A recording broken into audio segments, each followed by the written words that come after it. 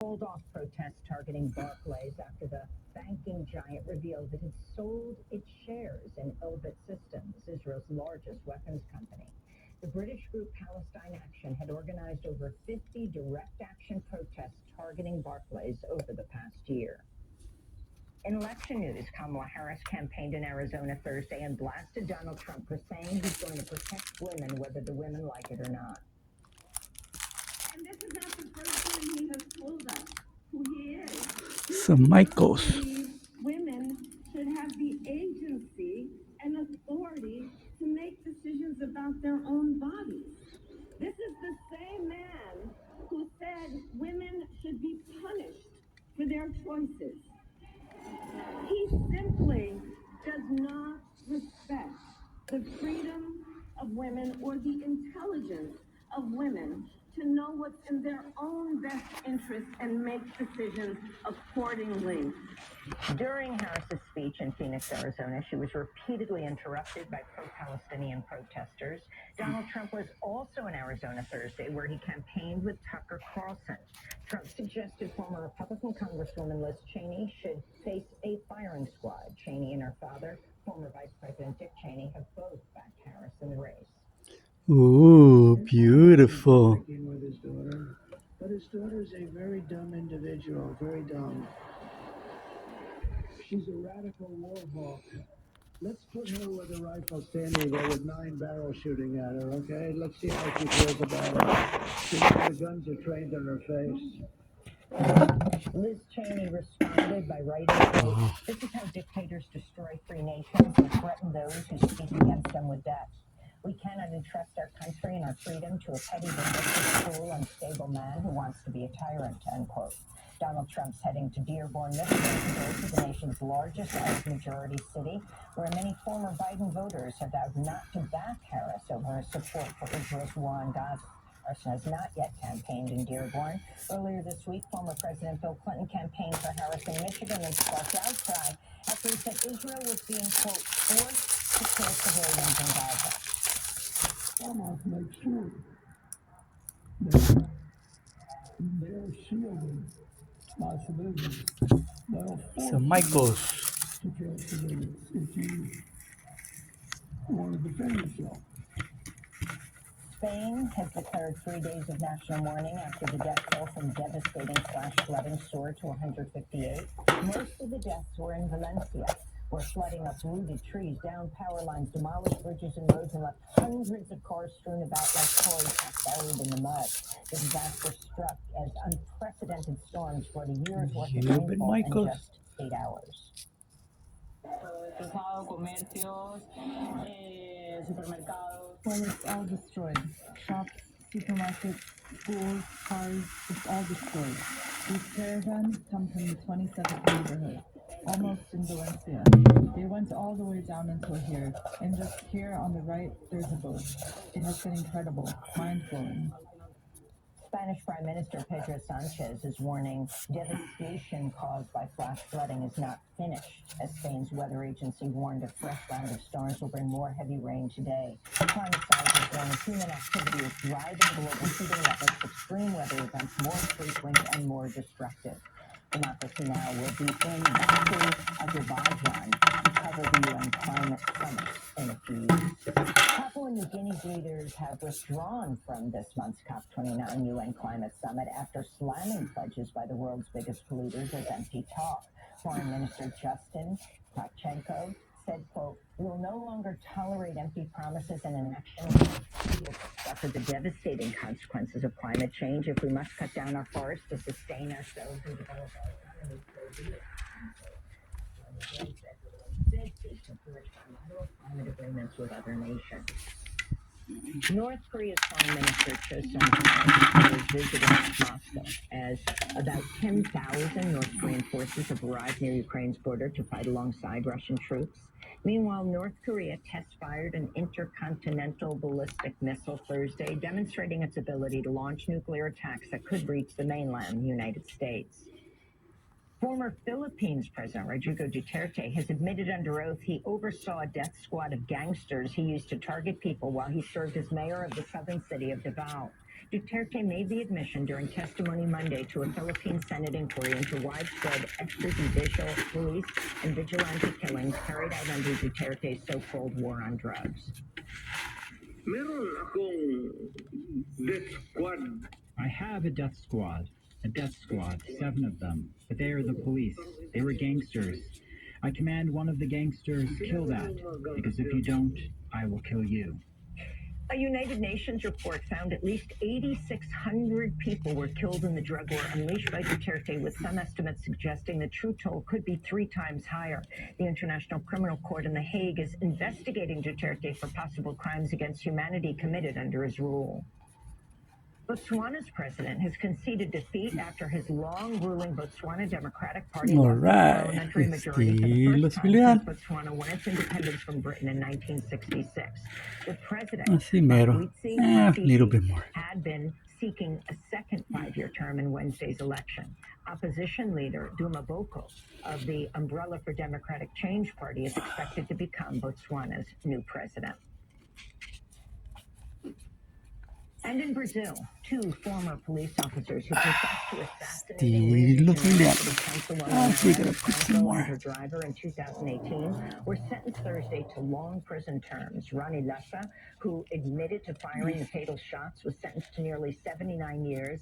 Elcio de Queiroz, who drove the getaway car, received a nearly 60-year sentence. Following Thursday's verdict, Marielle's sister, the Black activist, journalist, and educator Aniele Franco, spoke out. Since last year, she has served as Brazil's Minister of Racial Equality.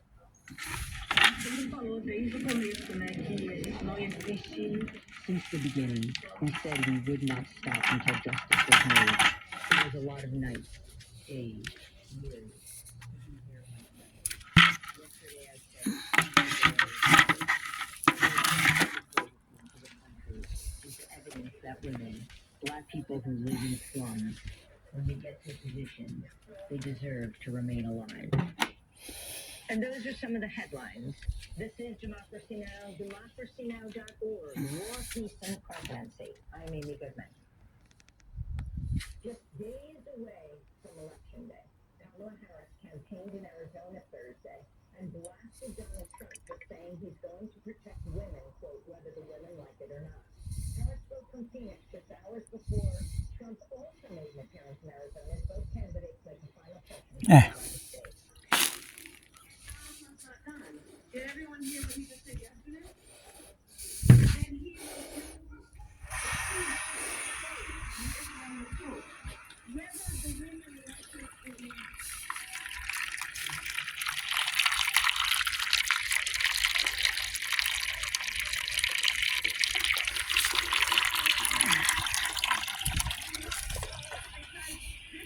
Ábrele poquito más.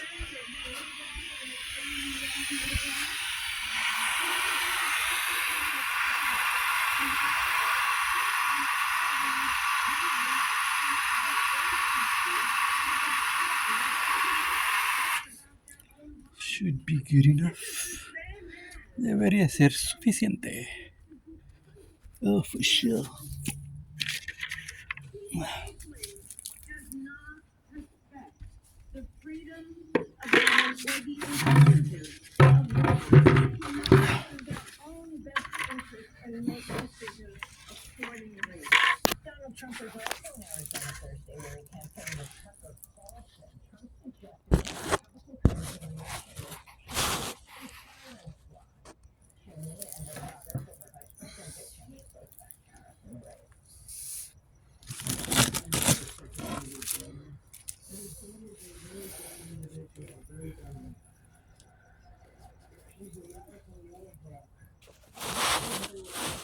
There was 9 barrels shooting at her, okay? Let's see how she feels about it. You know, when the guns are trained in her face. This comes as voters in at least 10 states will decide on historic ballot measures that would enshrine abortion rights in their state constitutions, including in Arizona, Nevada, Florida, South Dakota, Nebraska, and Missouri, which is one of the nation's strictest abortion bans that went into effect after the conservative majority Supreme Court voted Roe v. Wade in 2022. The Associated Press reports proponents of the abortion rights ballot measures have raised over $150 million, nearly 6 times more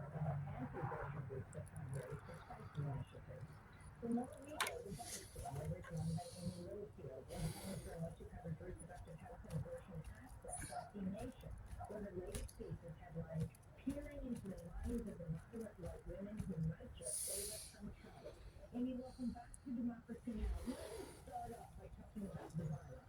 Let's start off by talking about what President Trump said about protecting women whether they want it or not, and then I think we were cut the telephone said that Liz Cheney should be shot with guns trained on her face. I mean, I think I actually have a more generous interpretation of Trump's comments about, protecting women whether they like it or not than many critics. I have to say, I think what Trump said to the stage is actually a very succinct and clear definition of patriarchy. I mean, feminist theorists couldn't have dreamed of putting it so succinctly and so clearly, right?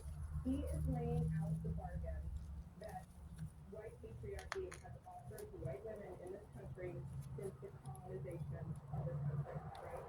It is so clear. He is saying white women, they will provide you children or young men, right? That was the context of that quote, was about we're going to protect women from abuse, we're going to protect women in suburbs and cities and farms from this imagined threat of black and brown men who are coming to get them, right? And all you can in exchange for that protection is your submission. That's in the bargain for patriarchy, right? And it's coming at a time, of course, when women have been babyized and the Supreme Court, thanks to Donald Trump, has overturned Roe v. Wade. And so, to me, I think gender theorists should be studying this quote because it is such a distilled expression of exactly what patriarchy is and exactly what the racist bargain that has offered to white women throughout our country's history is, right? And so I think for me, the defining question of this election is whether white women, who are the largest voting bloc in this country, 38% of voters in this country are white women, and they have gone for Donald Trump over the Democratic candidate in the last two presidential elections. And to me, the defining question of this election, which is the first since the Supreme Court overturned Roe v. Wade, is whether white women are going to punish the man who took away their rights and say no to this racist bargain that the Republican Party is offering them. And that's what I'll be watching election day. We're going to talk about those abortion initiatives around the country and how they got on the, how they got there to begin with, the grassroots movement. But I wanted to, just for a moment, with this issue of Trump calling for Liz Cheney to be shot with guns trained on her face. This week also, Fox News commentator Jesse Waters threatened to divorce his wife Emma if he found out she voted for Kamala Harris. If I found out Ellen was doing this and was calling the level for Harris, that's the same thing as having an affair. That to me is what my God. These women do. The sanctity of our marriage. Yeah. What else is she keeping from me? Exactly. What is she lying about? What is lying to this? Why would she lie to you? They want me to see why would she do that? And then vote Harris. Why would she say she was voting Trump and then voting Harris? And I called her, and then she said, I lied to you for the last 4 years. And that would be D-Day. So that's Jesse Waters on Fox. In fact, it was Liz Cheney who told women across the country, don't tell your husband that you're going to vote for Kamala Harris, but, you've got the privacy of the polling booth. Amy, I'm a little mad at you for playing those two clips at me back to back when I don't have a bucket here to vomit in. But I just want to say off the bat, I mean, this is the same Jesse Waters who in fact did have an affair and cheat on his wife and she divorced him over that. So, I don't know, there's something deeply psychological going on here. But on a more serious note, Amy, I mean, this is something Kylie Chung talked about in her book, Survivor Injustice. There is a phenomenon in this country that we generally spoke of, which is people who are in abusive relationships whose husbands or abusive partners control the way that they vote. That is a thing. I don't mean to imply that Okay. is Okie dokie. the details of his marriage, nor do I want to. But I do think that on a more serious note, this is a real phenomenon that there are women out there who know are hiding away that they're voting from their husbands, right? And we've seen ads about this, we've seen clear statements about it, we've seen women putting stickers in bathroom stalls saying your vote is private. You can vote for Harris no matter what your husband says. And I think that this issue is a very real phenomenon. There is domestic violence induced voter suppression in this country. Kylie talked to women who said their abusive partners were controlling the way that they voted. And so this is a very real and serious thing.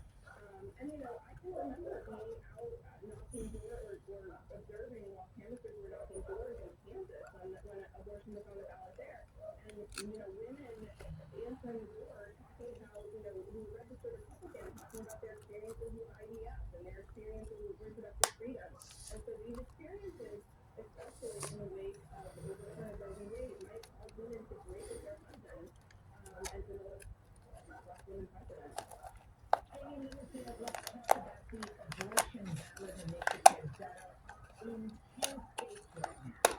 Beginning with Florida and DeSantis, Amendment 4, trying to convince those who support this ballot initiative to vote yes.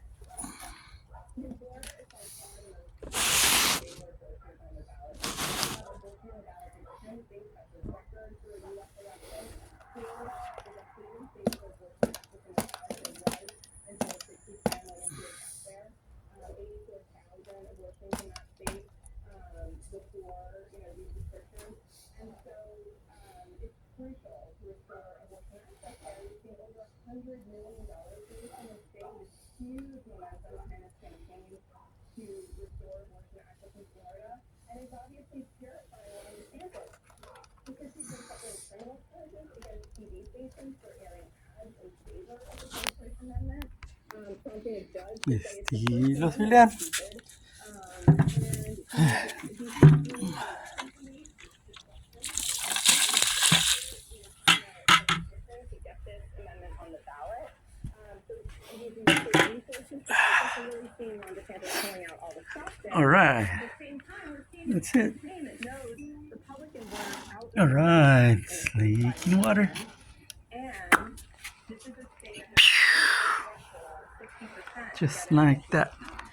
And so there's a huge amount of effort that has to go into persuading Republican and independent voters that this is going to pass.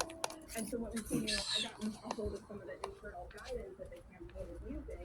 They talk about, don't emphasize the DeSantis and Trump.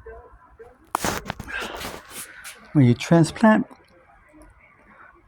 put it like when you transplant, you want to do it at nighttime. Quisiera hacer de noche, háganlo de noche cuando trasplanten las plantas. Kind of put them to sleep.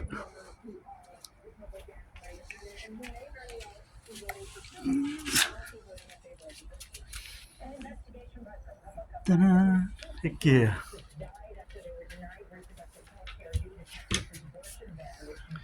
Estilo Soy Leal. Like, share, subscribe.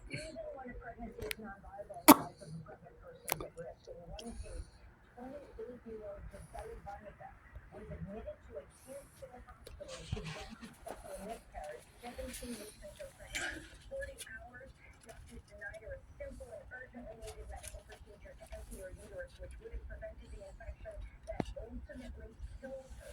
She died 3 days after her miscarriage. Can you talk about that report? I mean, these are just tragic stories. I need to get a bit longer. Longer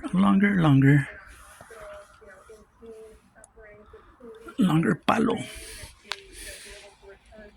Tengo que agarrar un palo más largo. Republicans done such a good job laying out how the anti-abortion laws in